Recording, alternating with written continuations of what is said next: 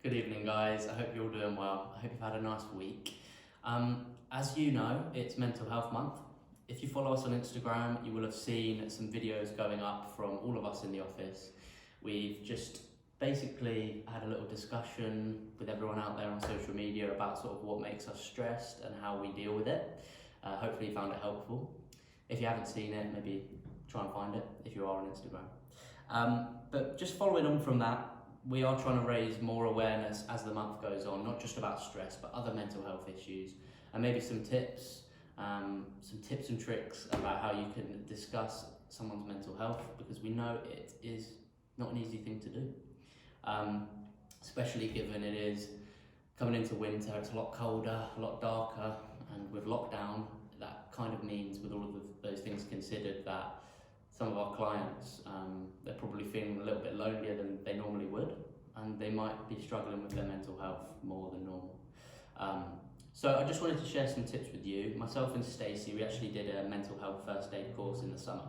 So some of the things we picked up, which we find incredibly helpful, and to be honest, it doesn't have to just be with your clients, it can be with a family member, a friend, maybe other carers. You can use this anywhere with some of these tips. So firstly, try not to self-diagnose the person when they're talking about their mental health. It's hard enough, I think, a lot of the time to even open up and be honest about your mental health with yourself. But to do it with someone else is hard, especially when you don't fully trust them, or they're not a family member. So if you're listening to what they're saying and you think to yourself, oh, well, yeah, I've experienced that, or oh, I have a friend that has experienced that, try and refrain from maybe sharing that. We all think differently, we all have different issues going on with our heads, so you want to make the client feel comfortable, as if you are listening to them, you are hearing them out, and you're not sort of judging what they're saying.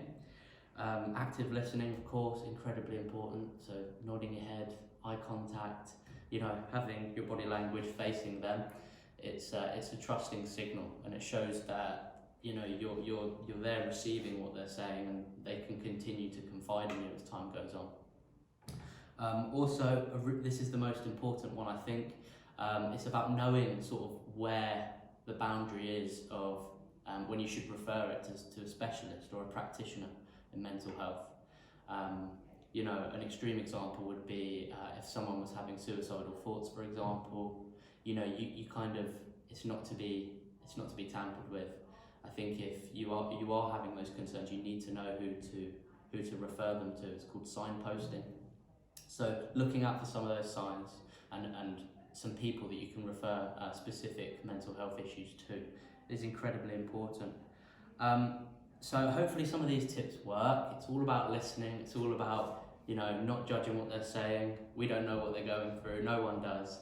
And it's just about letting them order their minds by speaking aloud to you and building that trust and that comfort. Hopefully it helps.